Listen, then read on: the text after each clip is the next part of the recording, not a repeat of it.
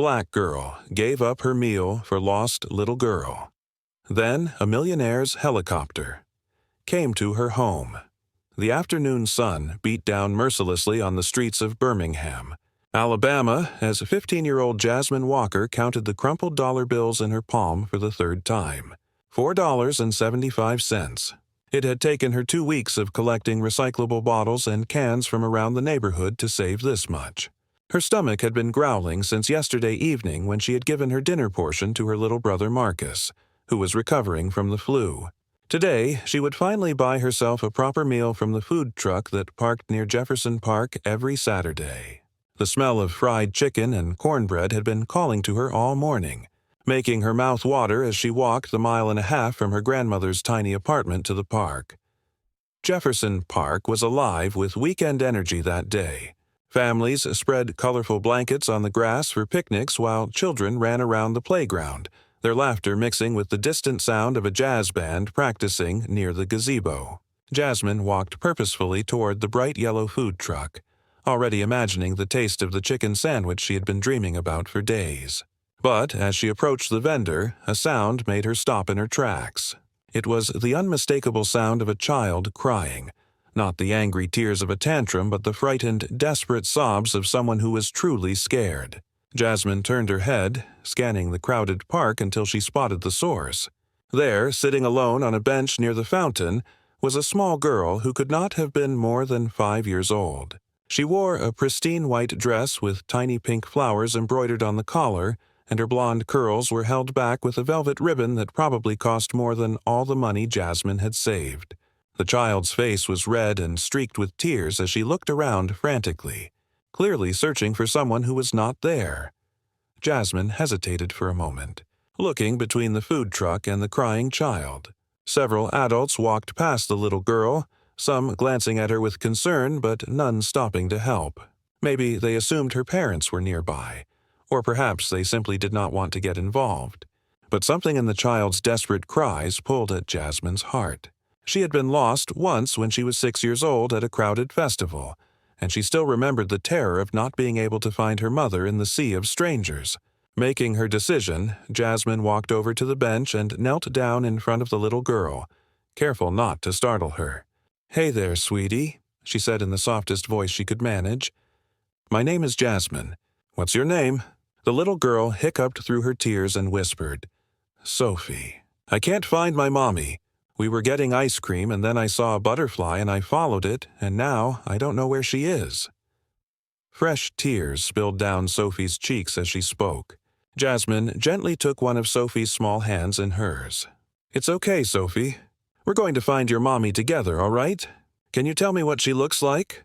Sophie nodded and began to describe her mother through her sniffles. She has brown hair like chocolate, and she was wearing a blue dress. She had her special necklace on, the one with the diamond that Daddy gave her. As Sophie spoke, Jasmine noticed something peculiar. Across the park, partially hidden behind a tree, stood a man in an expensive-looking gray suit. He was holding what appeared to be a professional camera with a long lens, and he seemed to be photographing them. When he noticed Jasmine looking at him, he quickly turned away and pretended to be taking pictures of the fountain. A chill ran down Jasmine's spine, but she pushed the uneasy feeling aside. Right now, Sophie needed help, and that was what mattered most. "Come on, Sophie," Jasmine said, standing up and offering her hand to the little girl. "Let's walk around the park and look for your mommy. I bet she's looking for you, too." They began to walk slowly through the park, Jasmine calling out occasionally to ask if anyone had seen a woman in a blue dress looking for her daughter. 20 minutes passed, then 30, and still there was no sign of Sophie's mother. As they walked, Sophie's little legs began to tire and her stomach made a small rumbling sound. "I'm hungry," she said quietly, looking up at Jasmine with those big blue eyes. "Mommy was going to buy me lunch after ice cream." Jasmine looked down at the money still clutched in her hand. $4.75. Her own stomach twisted with hunger, reminding her that she had not eaten a proper meal in 2 days.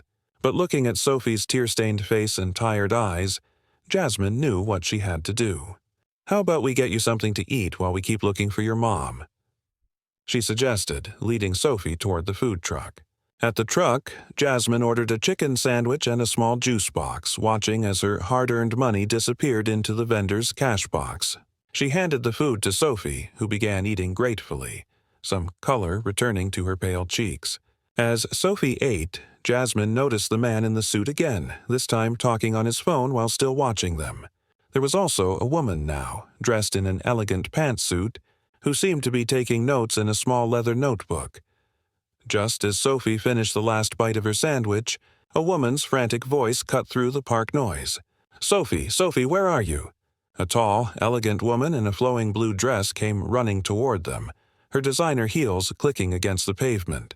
Her brown hair was indeed the color of chocolate, just as Sophie had described, and around her neck hung a necklace with a diamond that caught the sunlight and threw rainbow patterns across the ground. Sophie jumped up from the bench and ran into her mother's arms. "Mommy, I was so scared, but this nice girl helped me. Her name is Jasmine, and she bought me lunch with her own money." The woman held Sophie tight, tears streaming down her face as she kissed her daughter's head over and over. Then she looked up at Jasmine, and her expression changed from relief to something deeper, something that looked almost like recognition. "Thank you," the woman said, her voice thick with emotion. "Thank you so much. I'm Catherine Blackwell. I turned my back for just a moment to pay for the ice cream, and when I turned around, Sophie was gone. I've been searching everywhere, and the park security couldn't find her. I was about to call the police." The name Blackwell rang a bell in Jasmine's mind. She had seen it on the news recently, something about a technology company that had just gone public and made its founder one of the wealthiest people in the state. "It was nothing, ma'am," Jasmine said, suddenly feeling shy under the woman's intense gaze. "Anyone would have done the same thing." Catherine shook her head firmly. "No, not anyone would have done this, and certainly not many would have spent their own money to feed a stranger's child." She reached into her designer purse and pulled out her wallet. "Please, let me reimburse you for the food and give you something extra for your kindness." Jasmine took a step back, shaking her head. "No, thank you, ma'am. I didn't do it for money. I did it because it was the right thing to do. My grandmother always says that we should help others when we can, even if we don't have much ourselves." Catherine studied Jasmine for a long moment, and something shifted in her expression. She put her wallet away but pulled out an elegant business card instead. "How old are you, Jasmine?" she asked. 15, ma'am. And what school do you go to?" "Washington High School over on the east side." Catherine nodded slowly as if filing this information away. She handed Jasmine the business card. "I want you to keep this, and I want you to call me on Monday morning. There's something important I'd like to discuss with you." Jasmine took the card, confused. It read, "Catherine Blackwell, CEO and founder, Blackwell Technologies." Below was a phone number and an email address. "I don't understand," Jasmine said. Catherine smiled, a mysterious expression on her face. "You will on Monday. For now, just know that what you did today hasn't gone unnoticed. Sometimes the universe has a way of rewarding kindness in ways we never expect." She squeezed Jasmine's hand gently, then took Sophie's hand and began to walk away. But after a few steps, she turned back. "Oh, and Jasmine? Those people who were watching us? They work for me. This wasn't exactly an accident, but your response was completely genuine. And that's what matters." Before Jasmine could ask what she meant, Catherine and Sophie had disappeared into a sleek black car that had been waiting at the curb. That evening, Jasmine sat at the small kitchen table in her grandmother's apartment, staring at the business card while her grandmother, Mama Rose, prepared their simple dinner of beans and rice. She had told her grandmother everything that had happened, and the older woman had listened quietly, occasionally humming to herself as she stirred the pot. "Mama Rose, what do you think she meant when she said it wasn't an accident?" Jasmine asked. Her grandmother sat down across from her, her weathered hands folded on the table. "Child, sometimes the Lord puts tests in our path to see what's really in our hearts. Sounds like you passed a test you didn't even know you were taking. But what could someone like Catherine Blackwell want with me? She's a millionaire, maybe even a billionaire. I'm just a girl from the east side who collects cans for lunch money." Mama Rose reached across the table and took Jasmine's hands in hers. "You're not just anything, baby girl. You're someone who chose to go hungry so a scared little child could eat. You're someone who helps without expecting anything in return.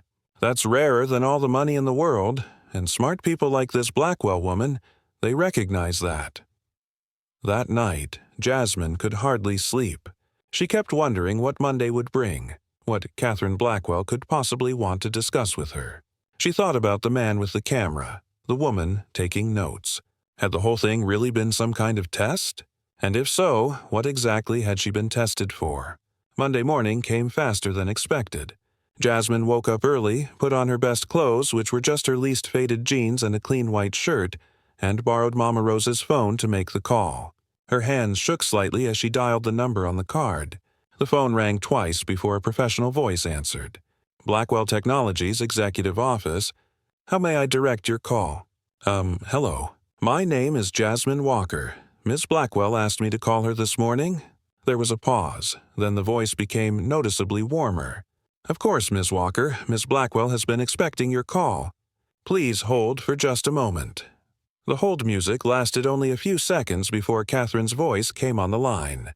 Jasmine, I'm so glad you called. I have a proposition for you, but I'd like to discuss it in person. Can you come to my office today after school? I'll send a car to pick you up. A car? Miss Blackwell, I don't think... Please, Jasmine. Trust me, this is important. The car will be at your school at 3:30. The driver will have a sign with your name.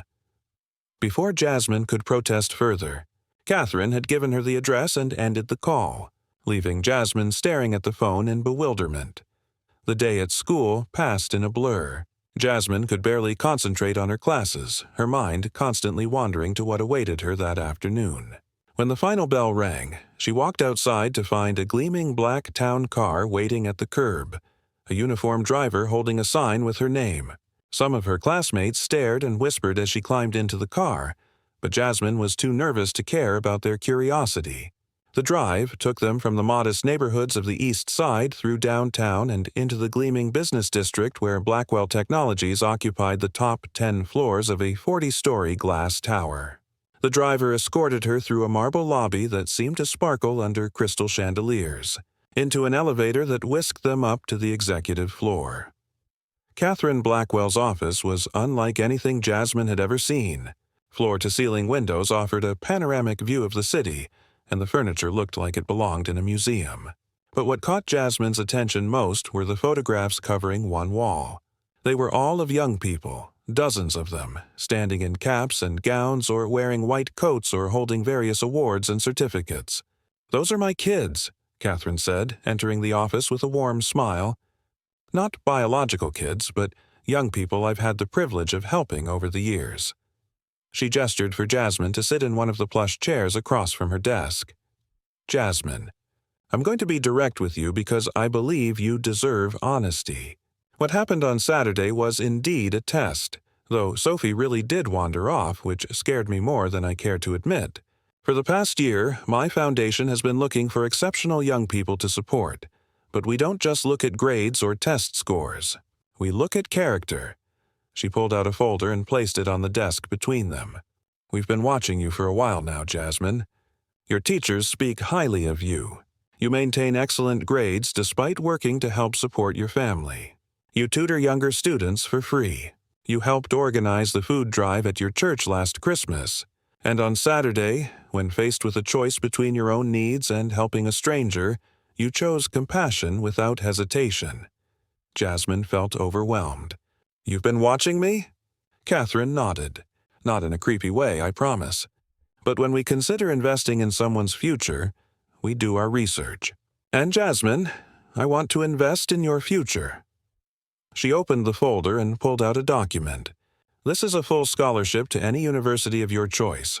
All expenses paid including room, board, books, and a monthly stipend. It also includes funding for summer programs, internships, and if you choose, graduate school." Jasmine's eyes widened. She felt like she couldn't breathe. I don't understand. Why would you do this for me?" "Because I was you once," Catherine said softly. 25 years ago, I was a girl from a poor neighborhood with big dreams and no way to achieve them. Then someone saw something in me and gave me a chance. They told me that the only payment they wanted was for me to pay it forward someday. This is me paying it forward."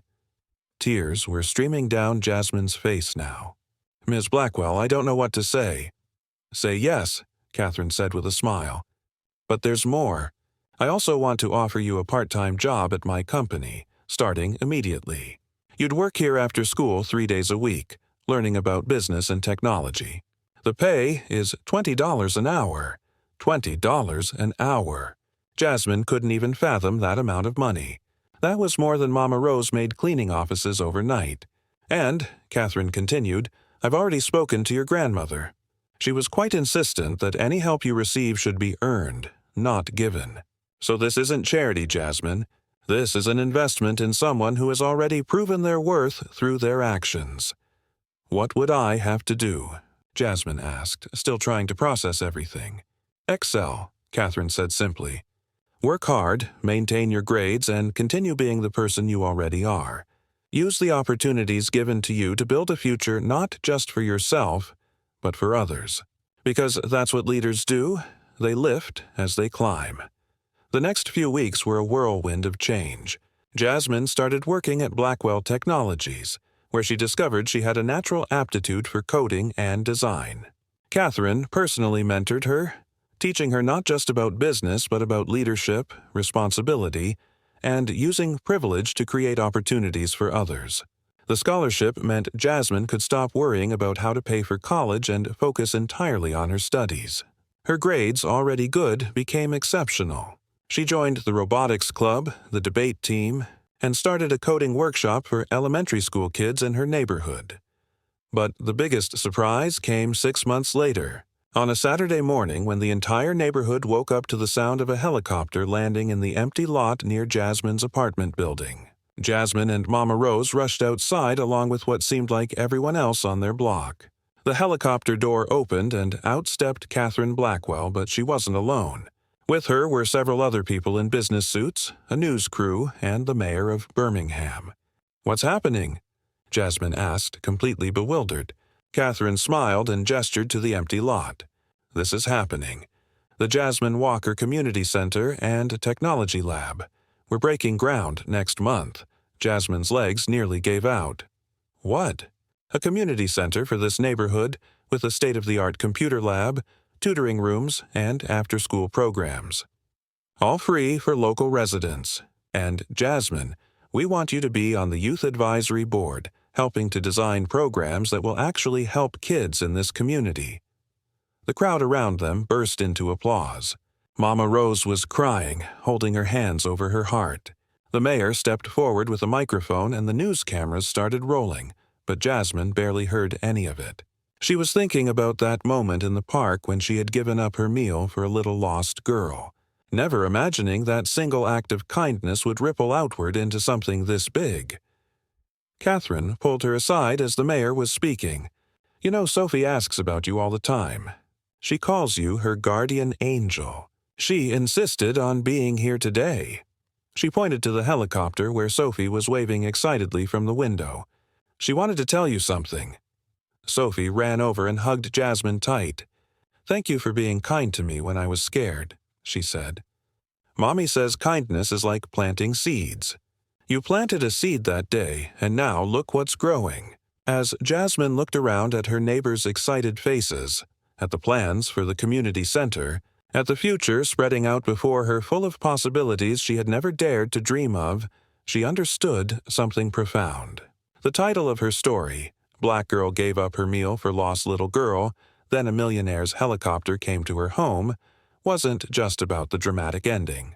It was about how small acts of selflessness can transform not just one life, but entire communities. 3 years later, Jasmine gave the valedictorian speech at her high school graduation. In the audience sat Catherine Blackwell, Sophie, Mama Rose, and dozens of kids from the community center who looked up to Jasmine as proof that someone from their neighborhood could make it. She had already been accepted to MIT with a full scholarship, and Blackwell Technologies had guaranteed her an internship every summer.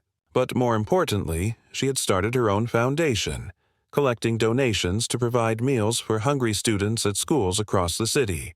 She called it the Empty Stomach, Full Heart Foundation, remembering that day when her empty stomach had led her to an act of kindness that changed everything. In her speech, Jasmine talked about the butterfly effect, how Sophie had followed a butterfly and gotten lost, leading to a chance encounter that transformed multiple lives. But she emphasized that it wasn't really chance at all. It was about being ready when opportunity presents itself, about choosing compassion even when it costs you something, about believing that kindness is never wasted. Some people might hear my story and think I was lucky, Jasmine said, looking directly at Catherine and Sophie in the audience. But luck is what happens when preparation meets opportunity. Every day we prepare ourselves through our choices. Every act of kindness, no matter how small, is preparation for the moment when we can make a real difference. The community center had been open for 2 years now and had already helped hundreds of kids learn coding, improve their grades, and find mentorship. Several students had received scholarships to colleges they never thought they could attend. The ripple effects of that one hungry Saturday afternoon continued to spread outward, touching lives in ways Jasmine could never have imagined when she was counting her crumpled dollar bills. Marcus, her little brother who she had given her dinner to that night before the fateful Saturday, was now one of the top students in the community center's coding program. He often told people that his sister was his hero, not because of the helicopter or the fame or the scholarships, but because she had always shared what little she had, even before the world rewarded her for it. As Jasmine prepared to leave for MIT, Catherine pulled her aside one last time. "You know, I've helped a lot of young people over the years, but you're special, Jasmine." "Do you know why?" Jasmine shook her head. "Because you were already giving when you had nothing to give. Most people learn generosity after they become successful. You had it in your heart from the beginning. That's not something that can be taught or bought. That's character, and that's why I know you're going to change the world." 5 years later, Jasmine graduated from MIT with a degree in computer science and social entrepreneurship. She returned to Birmingham and started a technology company focused on creating educational software for underserved communities. The company's first office was in the community center that bore her name, and its first employees were kids from the neighborhood who had learned to code in the very same building. At the company's launch event, a reporter asked Jasmine what advice she would give to young people who wanted to follow in her footsteps. She thought for a moment, then smiled. "Don't wait until you have something to give. Give what you have, even if it seems small. I once gave away a $4 sandwich when I was hungry, and it led to all of this. But even if it hadn't, even if nothing had come from it, it still would have been the right thing to do. Because at the end of the day, we're measured not by what we accumulate, but by what we share." The story of the black girl who gave up her meal for a lost little girl became legend in Birmingham and beyond. It was told in schools and churches, in boardrooms and community centers. But for Jasmine, it was never about the helicopter or the millions of dollars in scholarships and investments. It was about that moment when she chose compassion over comfort, when she decided that a stranger's need was more important than her own hunger. That choice, made in a split second by a 15-year-old girl with $4.75 to her name, had created a cascade of generosity that continued to flow years later. Sophie, now a teenager herself, often volunteered at the community center. She had never forgotten the girl who had helped her when she was lost and afraid. Inspired by Jasmine's example, she had started her own initiative, teaching art to young children in the after-school program. When people asked her why she spent so much time volunteering, she would tell them about that day in the park, about how a hungry teenager had chosen to feed her instead of herself. "Jasmine taught me that kindness isn't about having extra to give," Sophie would say. "It's about giving even when you don't have extra. That's what makes it powerful." The community center expanded to include a health clinic, a legal aid office, and a small business incubator.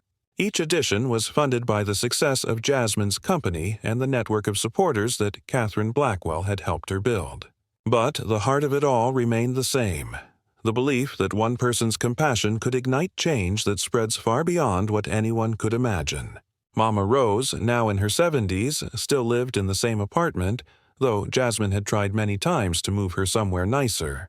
"This is my home," she would say. And besides, I like being close to the center. I can see all the good that's coming from that one act of kindness my grandbaby showed." On the 10th anniversary of that fateful Saturday in the park, Catherine Blackwell organized a celebration at the community center. Hundreds of people attended, including many who had been helped by programs that traced their origins back to Jasmine's act of kindness. The mayor presented Jasmine with a key to the city, and several young entrepreneurs who had gotten their start at the center spoke about how the programs had changed their lives. But the most moving moment came when a young girl, no more than 10 years old, approached the microphone. She was one of the students in Jasmine's coding program, and she had something to say. "Miss Jasmine," she said, her voice small but determined, "I wanted to tell you something. Last week, I used my lunch money to buy food for a classmate who forgot his lunch. My stomach was growling all afternoon, but then I remembered your story.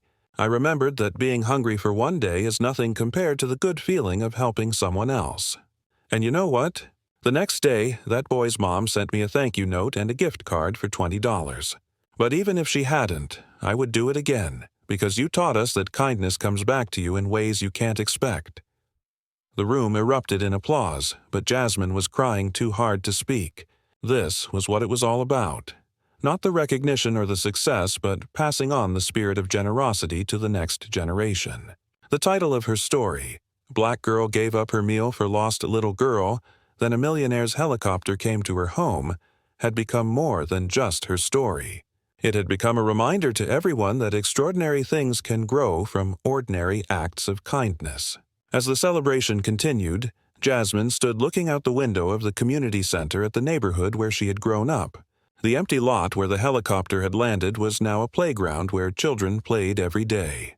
The abandoned building across the street had been converted into affordable housing for families. The corner where she used to collect cans now had a small garden maintained by local students. Everything had changed, but the values that Mama Rose had instilled in her remained the same. Help others when you can. Share what you have, even if it's not much. Choose kindness always, even when it costs you something. These simple principles had taken a hungry 15-year-old girl and transformed her into a force for change in her community. But Jasmine knew she was just getting started. Her company was developing free educational apps that would help children all over the world learn to read and write. She was working with Catherine to establish community centers in other underserved neighborhoods. She was mentoring young entrepreneurs who had big dreams but limited resources. The helicopter that had landed in her neighborhood that morning years ago had been dramatic, certainly. It had made headlines and changed her life in ways she could never have imagined. But the real magic had happened much earlier, in a quiet moment in a park when a hungry girl chose to feed someone else instead of herself. That was the moment when everything changed, not because of the reward that followed, but because of the choice itself. It was a choice that proved that greatness isn't about what you have, but about what you're willing to give. And sometimes when you give from a place of genuine kindness, expecting nothing in return, the universe conspires to multiply your capacity to give. As the celebration wound down and people began to leave, Catherine Blackwell pulled Jasmine aside one more time. "You know, I've been thinking about retiring soon," she said. "And I've been looking for someone to take over the foundation. Someone who understands that wealth is just a tool, and the real power lies in using it to lift others up. Interested?" Jasmine smiled, thinking of all the young people she could help, all the communities that could be transformed, all the small acts of kindness that could be amplified into movements of change. "Yes," she said simply, "but on one condition. We expand the program to include not just academic scholarships, but also support for kids who show exceptional kindness, regardless of their grades. Because sometimes the students who struggle in school are the ones with the biggest hearts, and they deserve chances too." Catherine laughed, a warm, genuine sound. "That's exactly why you're perfect for this job. You never forget that success isn't just about achievement. It's about impact." As Jasmine walked home that night through the streets of her childhood, she thought about that scared, hungry 15-year-old girl who had made a choice in the park. She wished she could tell that girl that her sacrifice would matter, that her kindness would ripple outward in waves that would touch thousands of lives. But then she realized that girl had known, somewhere deep in her heart, that doing the right thing carries its own reward, whether or not the world recognizes it. The story ends where it began, with a simple truth. When you give up your meal for someone in need, you might just find that the universe has been preparing a feast for you all along, not because you expected it or demanded it, but because genuine kindness has a power that transcends ordinary logic. It creates connections, opens doors, and builds bridges that can carry not just you, but your entire community to places you never dreamed possible. The black girl who gave up her meal for a lost little girl had discovered this truth, and in discovering it, had shown others that heroes don't always wear capes or arrive in helicopters. Sometimes they're just hungry kids who choose love over lunch, and in doing so, change the world one small act of kindness at a time.